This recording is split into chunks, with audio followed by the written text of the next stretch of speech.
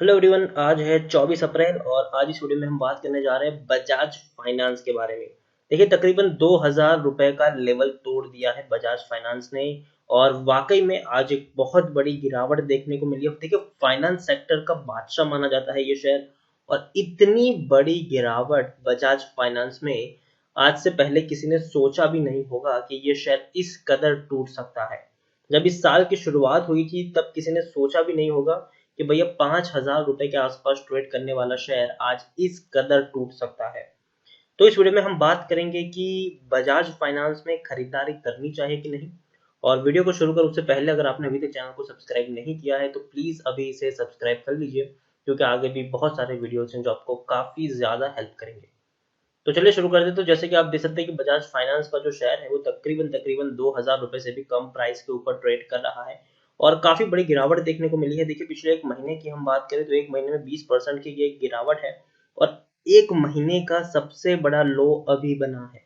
अभी एक महीने का सबसे बड़ा लो बना है, इससे पहले भी नहीं था। इससे पहले भी शेयर 2200 रुपए तक था, बाद में बाउंस बैक करके 2500 पर गया, फिर गिरावट आई, फिर बाउंस बैक किया, फिर गिरावट आई, फिर बाउंस बैक किया, फिर बहुत बड़ी गिरावट यहाँ पर आ गई, और आज एक बहुत बड़ी गिरावट है। अब तक का सबसे बड़ा लो बना है पिछले एक महीने का। एक साल का भी सबसे बड़ा लो जस्ट आज बना है। 4880 रुपए तक ट्रेड करने वाला शेयर आज 2000 रुपए का लेवल तोड़ चुका है। और बजाज फाइनेंस कोई छोटी मोटी कंपनी नहीं है भैया, बहुत बड़ी और रेप्यूटेड कंपनी है एनबीएफसी सेक्टर की। और अभी की जो गिरावट है वो लाजमी भी है, ये गिरावट आना तय भी था। उसके बारे में मैंने आपको वीडियो में बताया भी था कि भैया बॉटम बना नहीं है, बॉटम अभी बन सकता है, और आज बॉटम बना भी है। और अभी भी और नए बॉटम बनने के चांसेस है। ऐसा नहीं कि भैया यहाँ से अब बाउंस बैक करेगा, जी नहीं। हो सकता है कि थोड़ा और नीचे भी शेयर चला जाए। पिछले 3 साल में 55% तक की ग्रोथ देखने को मिला है। 1223 रुपए तक का लो था शेयर में, बढ़िया बाउंस बैक आया, फिर गिरावट आई, फिर बाउंस बैक आया, फिर गिरावट आई, फिर बाउंस बैक आया, फिर गिरावट आई। ठीक है, यहाँ पर अगर हम बात करें तो लार्ज कैप स्टॉक है।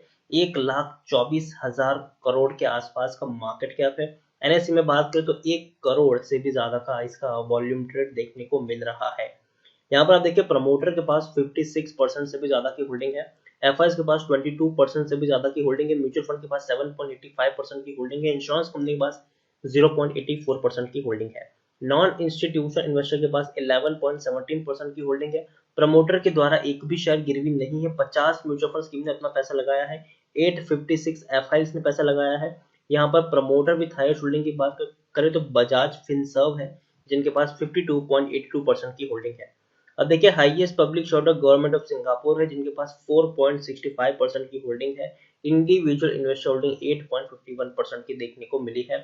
500% का डिविडेंड पे कर रहा है, और पिछले महीने ही इन्होंने ये डिविडेंड पे किया है। 500% का डिविडेंड पे किया है बजाज फाइनेंस ने।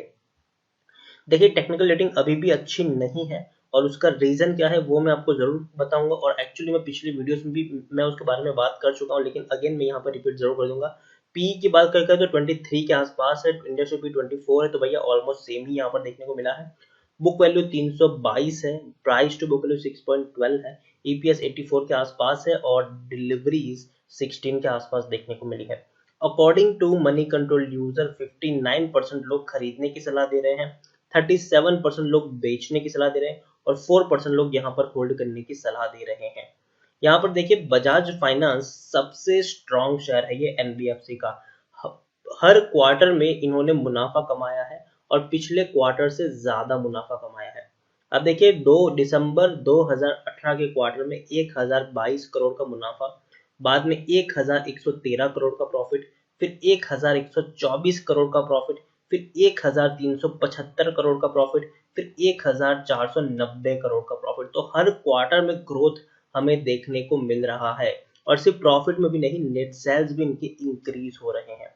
अब यहाँ पर गिरावट की सबसे बड़ी वजह जो मुझे लग रही है वो ये है कि लॉकडाउन के चलते इनका जो बिजनेस है वो काफी हद तक अफेक्ट हुआ है। काफी हद तक, क्योंकि देखो, एनबीएफसी का काम क्या है।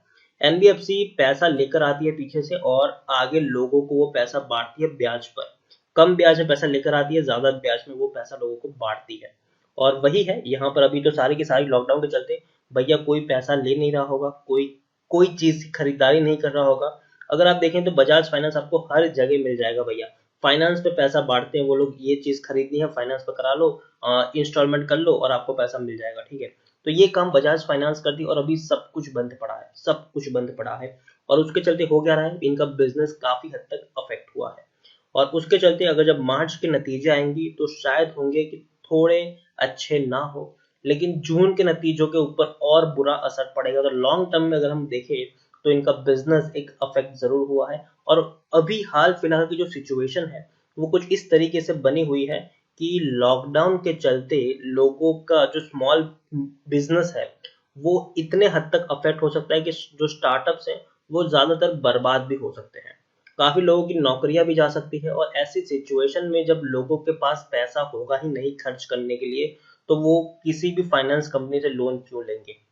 लोग अब क्या करेंगे, पैसा खर्च नहीं करेंगे, लोग पैसा है तो उसको बचा के रखेंगे, पैसा वो लोग खर्च नहीं करेंगे, पैसे को बचा के रखेंगे। और इसी चीज के चलते ऐसे एनबीएफसी में हमें गिरावट आने वाले समय में देखने को मिल सकती है।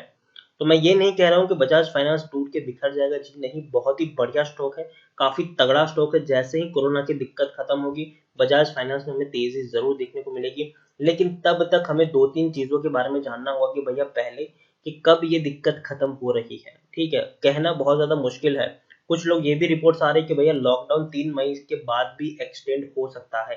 देखिए कोई कंफर्म खबर नहीं है, कोई कंफर्म खबर नहीं है, अगेन मैं बोल दूं ये सिर्फ और सिर्फ उड़ती उड़ती खबरें हैं कि भैया लॉकडाउन एक्सटेंड हो सकता है कुछ कुछ स्टेट्स में। और अगर ऐसा होता है तो डेफिनेटली एक बहुत बड़ा इम्पैक्ट होगा इकोनॉमी के ऊपर, शायद इकोनॉमी और नीचे दस सकती है और इसका खामियाजा बहुत सारे स्टॉक मार्केट में, मतलब बहुत सारी कंपनियों को भुगतना भी पड़ सकता है। तो ओवरऑल मैं कहूंगा कि मुझे नहीं लगता कि बजाज फाइनेंस का बॉटम बना है, अभी जो सबसे बड़ा लो बना है जस्ट अभी बना है। अभी भी और बड़े लो हमें यहाँ पर देखने को मिल सकते हैं, लेकिन एक बात श्योर है कि जैसे ही कोरोना की दिक्कत खत्म होगी, वापस से इकोनॉमिक ट्रैक पर आएगी, तब बजाज फाइनेंस के शेयर में हमें तेजी जरूर देखने को मिलेगी। लेकिन इसका ये मतलब कतई नहीं कि मैं आपको यहाँ पर बाइंग करने की सलाह दे रहा हूँ।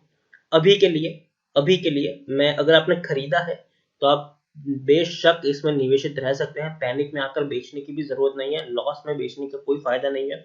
अब बने रहे, जैसे ही चीजें सामान्य होगी ये शेयर आपको दौड़ता हुआ जरूर दिख जाएगा। लेकिन अगर आपने खरीदा नहीं है तो मुझे लगता है कि 1700 से 1800 रुपए का जो प्राइस है वो आपके लिए काफी अच्छा हो सकता है खरीदारी करने के लिए, ठीक है। 1700 1800 के आसपास का जो प्राइस है, इस इन दोनों के बीच का प्राइस आपके लिए खरीदारी करने के लिए अच्छा हो सकता है। अगर शेयर इतने प्राइस के ऊपर जाता है तो आप चाहे तो थोड़ी सी क्वांटिटी खरीद सकते हैं और लंबे वक्त का पीरियड लेके चलिएगा, जरूर आपको फायदा यहाँ पर मिलेगा ही मिलेगा।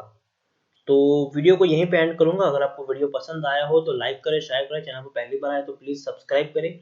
और बजाज फाइनेंस के बारे में आपका क्या कहना है वो भी आप मुझे कमेंट में लिखकर बता सकते हैं। Thank you.